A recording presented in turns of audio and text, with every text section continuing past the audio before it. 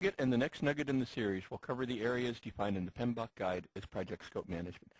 This nugget, focused on scope definition, will cover the first three areas defined in the PMBOK guide, which is scope planning, scope definition, and creating the WBS.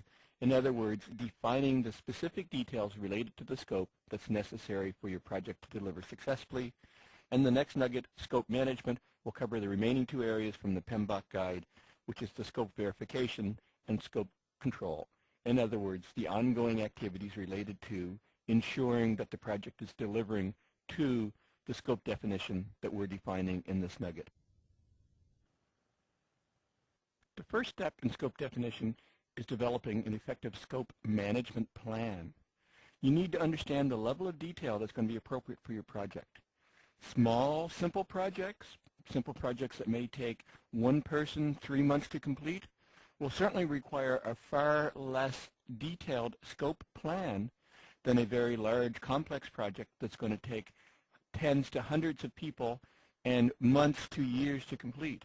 So it's very important that you understand the level of detail appropriate for your project and develop your project scope document based on the appropriate level of detail based on the size and complexity of your project.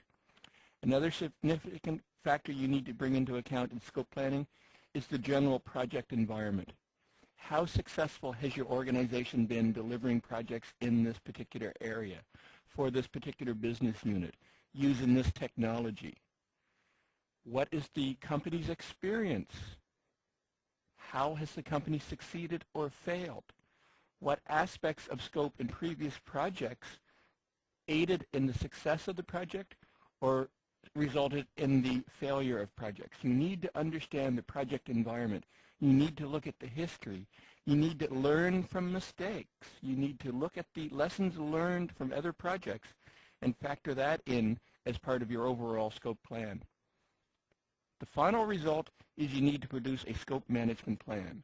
The scope management plan is going to define the process to be used to define the scope and the overall management of the scope. Again, the scope management plan needs to be defined at the appropriate level of detail.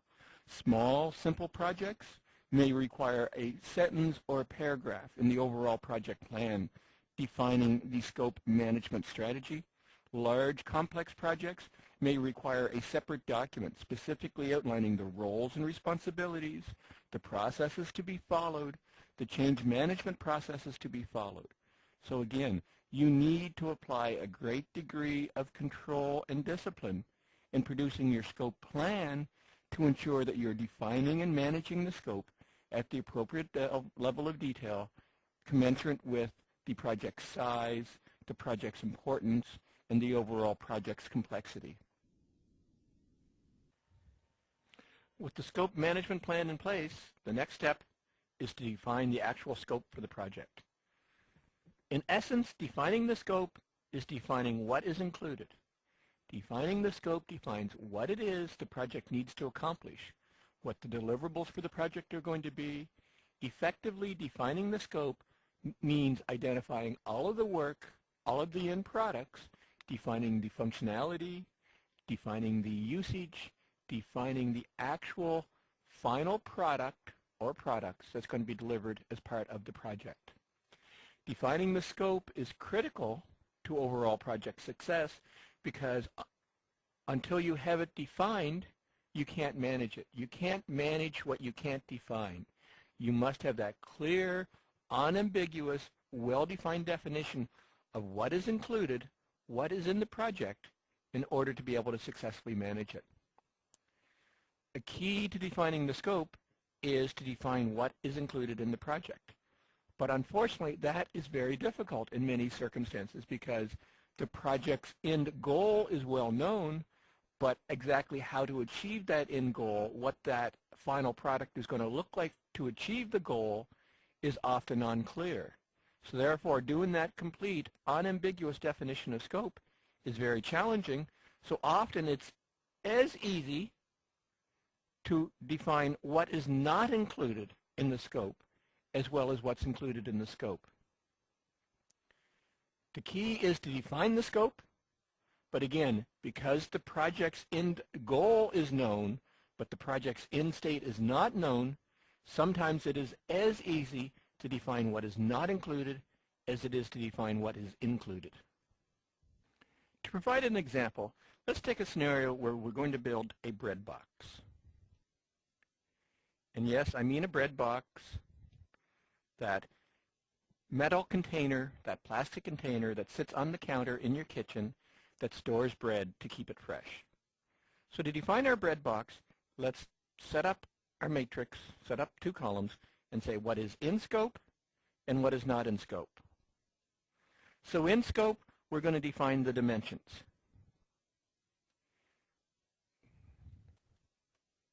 The length, the width, and the height. We're going to define the composition. We're going to define what it's made out of. So we're going to define our bread box with dimensions. We're going to define that our bread box is made out of metal. We're going to define the opening, that it has an opening on the front, that it hinges from the bottom, and so on. So those are the kind of things we need to define in scope to define what is in scope. But we also need to define what is not in scope. Maybe you're a fan of high-tech gadgets and you are aware of a bread box that has automatic controls. There's a little computer chip inside your bread box that measures the humidity level, that measures the temperature, and automatically when the inside controls or the inside environment is not optimal for the storage of bread, is going to turn on fans, is going to turn on dehumidifiers to improve the environment for the bread box. So we're absolutely defining what is not in scope. We're defining automatic control for the bread box is not in scope. We're going to define that lock on the door of the bread box is not in scope. We're going to define other components that maybe is feasible for a bread box. Again, the high-tech bread box with all the gadgets and all the whistles is going to be concluded, but that's not in our bread box. So we're defining absolutely what is not defined in the bread box as well as what is defined for our bread box. So we're defining the dimensions. It's going to be 8 inches long by 14 inches high by 23 inches deep. It's going to be made out of aluminum. It's going to have an opening on the front that is going to hinge from the bottom. But we're defining what it is not. It is not a high-tech bread box. It does not have automatic control. It does not have locking. It does not have, it does not have, it does not have. So again, often you can see that our definition of our bread box, and I think a bread box is a fairly simplistic thing that most people can associate with. We're defining the specific dimensions, and those specific dimensions are consistent with everyone's expectation of what a bread box is, but we're also defining specific criteria that our bread box is not, so that we're not delivering a high-tech bread box. We're not delivering a child-proof bread box. We're not delivering a bread box that's capable of functioning in outer space. We're not delivering a bread box that is capable of being submersed in water. Some people's definitions of bread box will include the automatic controls, the locks, the child-proofing, the out of space, the out of. So by defining the not, we're absolutely managing expectations, because that's what scope definition is all about. It's managing expectations to ensure that we're defining what is included in the scope, the dimensions, the composition, the opening, and we're defining what is not to ensure that people's wild dreams, that we are absolutely managing the expectations. We're making it very clear what is in the scope of our project and what is not in the scope of our project. When we're defining scope, effectively we're creating a box. Everything included in the box is the scope of the project.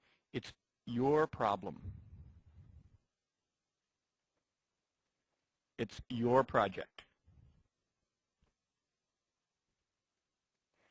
So in the case of our bread box, we define the dimensions, the length, the width, the height. We determine the materials. We determine the opening. Now, I'm not going to list the knots out here, but everything outside the scope, not your problem. Not your project. Now, that goes a long way to defining the scope. Everything inside this box is your problem. It's your project. And you're defining the specifics of what the scope is.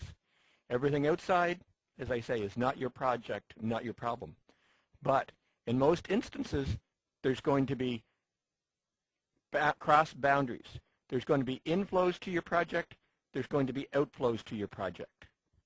By defining and managing these inflows and outflows, you are again helping to define your scope. So you're defining that it has to accept this input number 1. And you're going to define specifically what that input number 1 looks like. Now in the case of a bread box, the only input I can think of is the ability to take a loaf of bread and put into the bread box. And it's going to talk about the input or the output number 2. And again, in the case of a bread box, the inputs and outputs would be accepting of a full loaf of bread, and the output would be the ability to take bread out of the bread box for consumption. But if you can take your mind away from our bread box for a few minutes and think of an order management system, for example. So inbound would be the ability to receive inventory items from our suppliers. Outbound items would be the ability to ship product to our companies. Another outbound item would be the ability to ship invoices to our customers. Another outbound item will be the ability to create returns or warranty support for our product. And inbound will be the payments for our project. So as we start to define the inputs and the outputs for our project, we are beginning to define how the project is going to interact in the environment. So it's wonderful to try to create the scope and specifically define what is included in the scope, and that's critical and important. And as we discussed, it's important to define what is not in the scope, what is not your problem.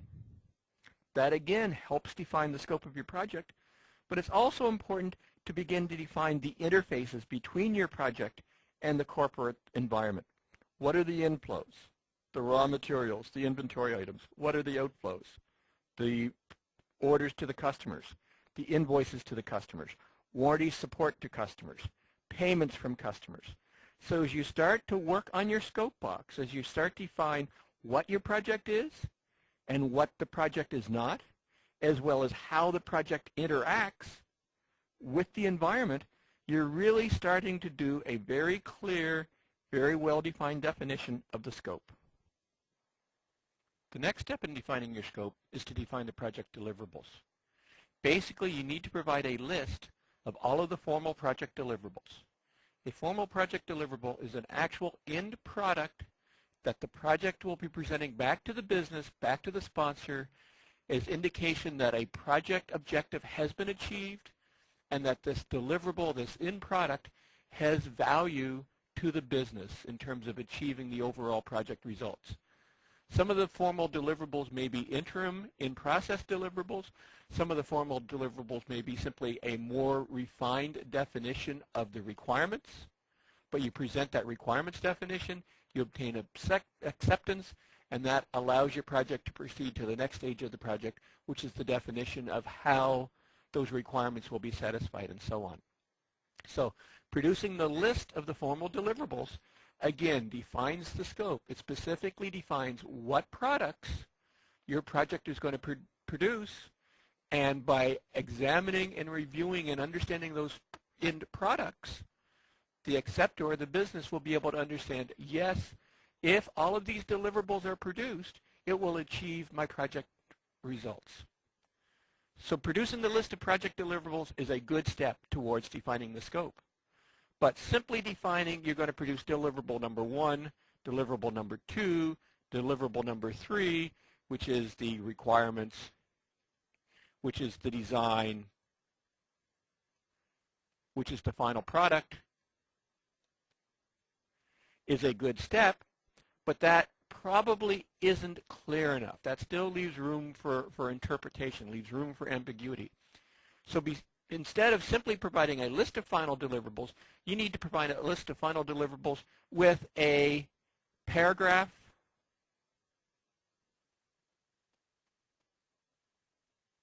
defining the purpose. So if you say, I'm going to produce a requirements document and have a paragraph that says the requirements document will list all of the business requirements, or better still, the requirements document will list the 5 major business requirements that are going to be supported by this application. Again, you're better managing the expectations. You're better ensuring that the requirements document that addresses 5, remember we stated the number, 5 business requirements, is going to support the final goal for the business. The next step in definition for requirements or formal deliverables is not to just produce a paragraph defining the purpose. It's going to produce a full table of contents that says the requirements document is going to contain section number 1, executive summary, section number 2, evaluation of current situation, section number 3, evaluation of alternatives, section number 4, selection of preferred solution.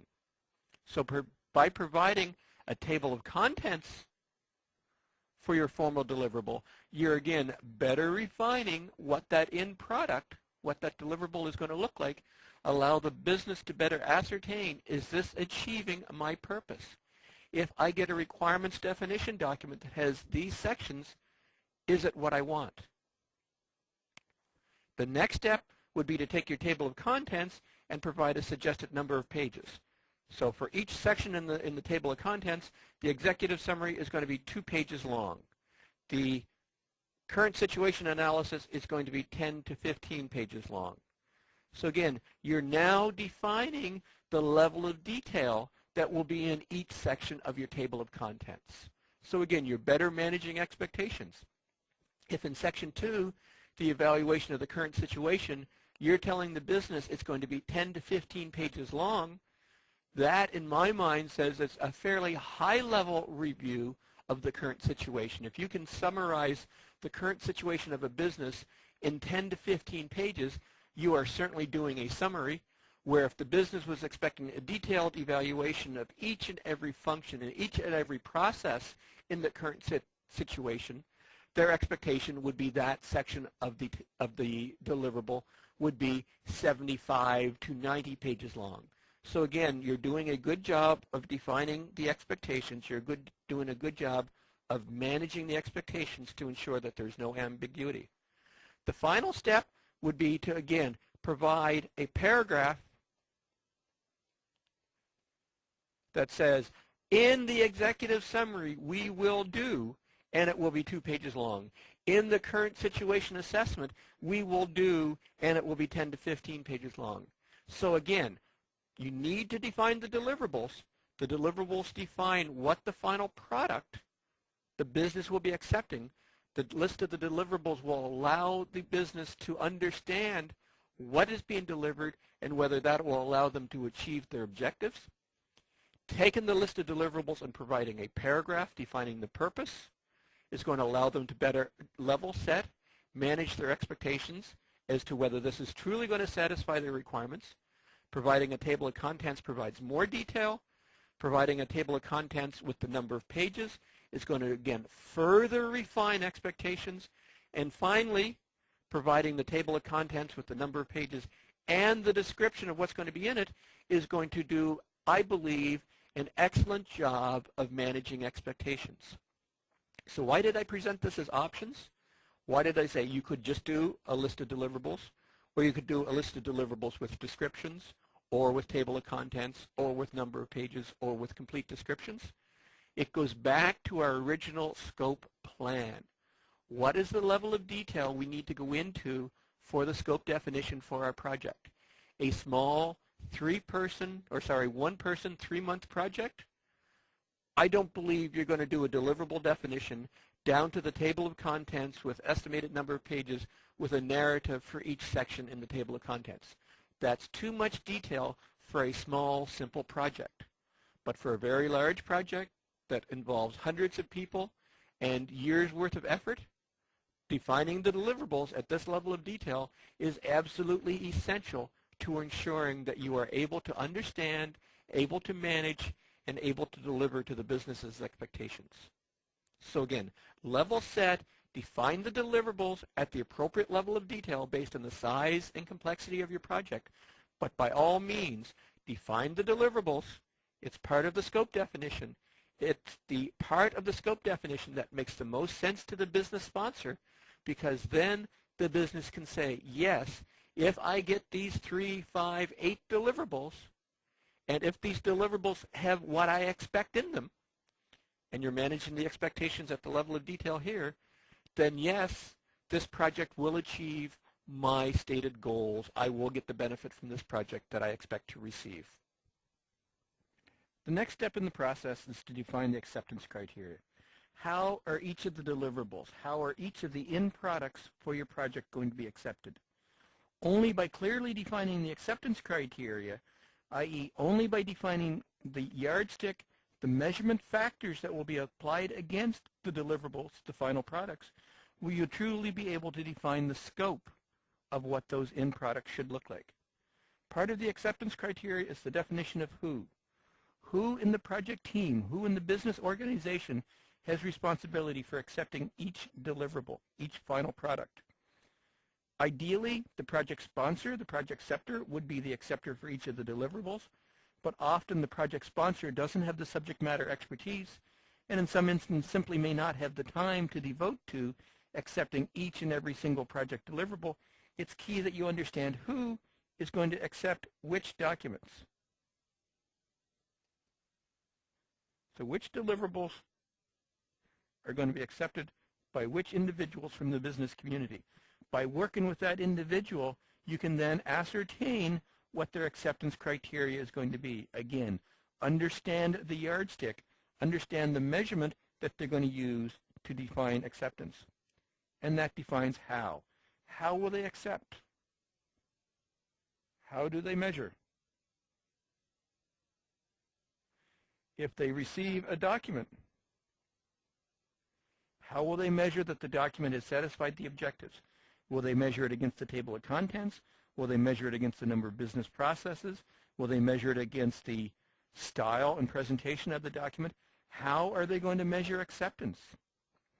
And finally, what is the acceptance process? You may think we've already defined the acceptance process by defining who and what, but there's more to the acceptance process than that. What is deemed acceptable? What is okay? Now, what does that mean? Is it okay if the final deliverable, if the final product has errors in it? And you may think instantly, no, you could never accept a deliverable, a final product that has errors in it.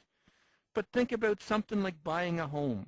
You go in to buy a new home in a new subdivision, you do your final walkthrough, and as part of your final walkthrough, i.e. your final acceptance, you have your measurement criteria, and in that measurement criteria you walk through your home and you determine that there's a piece of finish missing in the closet in bedroom number 2. As you walk through the home, you notice there's a paint chip on the door jamb in the living room. As you walk through the final inspection, you notice that there's a tile cracked in the kitchen. In my experience of buying a home, those 3 flaws are not enough to say, no, I won't accept this home. No, you must rebuild, you must tear the home down and rebuild it from scratch. Those 3 flaws, a missing piece of finish, a chip on a piece of paint, a cracked tile, are not enough to say, I will not accept the home. They're simply saying, the home is okay, but I will accept it with these 3 flaws, but they must be fixed in 10 days. So it's entirely possible in a business scenario to deliver a final product to the business that has flaws. So again, you're defining what is the acceptance criteria, what is deemed acceptable. Are 3 minor flaws acceptable? What if you walked through the home and found 10 minor flaws? Is that acceptable? What if you walked through the home and found 25 minor flaws? You're probably getting to the point where with 25 minor flaws in a brand new home, you're going to say, no, this isn't acceptable. You're not getting my final payment until all of these flaws are corrected. You're not getting any money from me. You're getting no acceptance. If there are 250 minor flaws, absolutely that final product is not acceptable. So you're defining what is acceptable, how many flaws, and you're defining what is a flaw.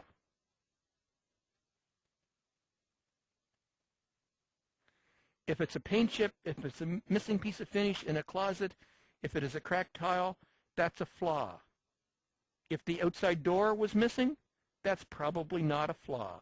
A missing outside door is a serious critical fault and absolutely unacceptable. If an inside door is missing, is that a critical fault or is that a serious fault? So it may well be that you can accept the final home with 3 flaws and 1 critical fault, i.e. a missing door, but no serious faults. So that's what defining the acceptance criteria is all about. Understanding who will do the acceptance, understanding how, what their measurement criteria is going to be, how are they going to measure acceptability, and understanding what constitutes that acceptability. What is okay? How many minor flaws are acceptable? How many serious flaws are acceptable? Are critical flaws acceptable? And I hazard a guess that critical flaws would never be acceptable, but you need to define the acceptance criteria, and then you need to define the scope of your project to ensure that you're able to satisfy that acceptance criteria. Now I'm not suggesting that you deliberately build into your project plan a strategy to introduce 5 flaws into the final acceptance, but you need to know as part of your testing, as part of your preparation for final inspection, how thorough, how diligent, how much internal inspection do you need to apply to ensure that the final product is within the bounds defined by acceptance criteria, as opposed to deliberately building in flaws. So with the acceptance criteria in place, with the deliverables clearly defined, with the scope box clearly defined, we are in the position to produce our scope document. The scope document, the scope statement, is probably the single most critical document you're going to be producing as part of project management. The scope document, the scope statement, defines how the rest of the project will be constructed, defines how the project will be delivered, and defines how the project will be concluded, what the final acceptance criteria is going to be. So the scope statement needs to identify the objectives for the project, why the business initiated the project in the beginning. It needs to define the specific requirements that the business has for the project. It needs to define the boundaries, i.e. what is in scope and what is not in scope, with sufficient definition to make it clear and unambiguous. You need to define the deliverables. The deliverables need to be defined at the appropriate level of detail. Is it simply a list of deliverables for a very small, simple project? Or is it a fully defined list of deliverables with tables of contents, an estimated number of pages, and narrative descriptions for each element in the table of contents for very large, complex projects? But with a combination of the boundaries and what's in scope and not in scope, you can fully define what it is the project needs to deliver. And then with the acceptance criteria in mind, what is the yardstick? What is the measurement that's going to be applied for project success?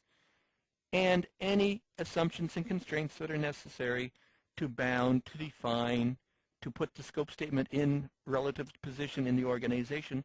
You have completed the definition of the project scope statement, and you are now prepared to move ahead with the definition of the project once that scope statement is signed off and approved by the business and signed off and approved by senior management. Once the scope statement has been reviewed and signed off by the project sponsor and acceptor, signed off and reviewed by senior management, our final step in scope definition is to create our work breakdown structure.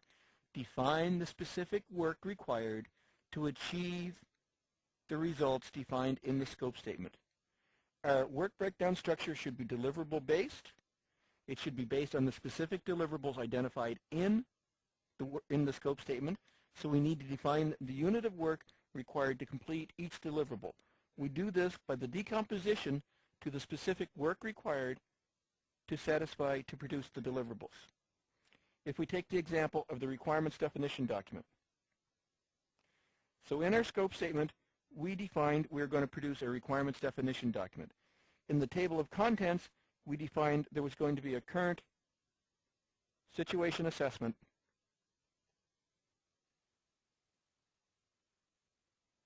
and that's as far as we took it in the scope definition. Here, in creating a work breakdown structure, we identify the specific units of work required to produce the current situation assessment. So the first thing we need to do is to review the system. Then we need to interview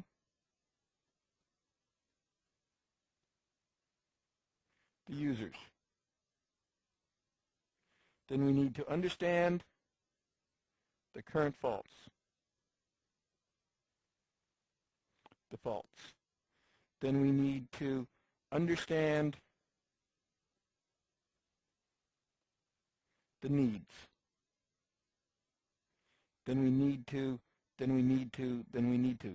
So we're looking at the deliverable, we're understanding each and every deliverable, and we're decomposing each deliverable to the specific work required. So we need to review the system. We need to interview the users. We need to understand the faults. We need to understand the needs. And we have 3, 4, 5 more tasks that are necessary to allow us to produce this section of the table of contents, which will ultimately produce the requirements definition. In order to produce a full, complete work breakdown structure for our project, it's critical that you use a template. If you simply take a deliverable definition and try to sit down with a blank piece of paper and say, what do I need to do to produce a current situation document, you will come up with a number of items, 1, 2, 3, 4, 5. You will probably get 75 to 80% of all of the items required to produce a good current situation assessment. But you will miss some. You'll miss the 20%, simply because you can't think of everything at a time. That's where using a template becomes key. The template is not a single person trying to think of everything required at a single point in time. A template has been built over years of practical experience delivering current situation assessments. Your organization may have a wealth of templates that you can use. If your organization doesn't have any specific templates that you can use to create your work breakdown structure, find templates on the web. Find templates in organizational trade magazines. But go out and do a search and find good, practical, useful templates that allow you to build a good, solid, robust work breakdown structure.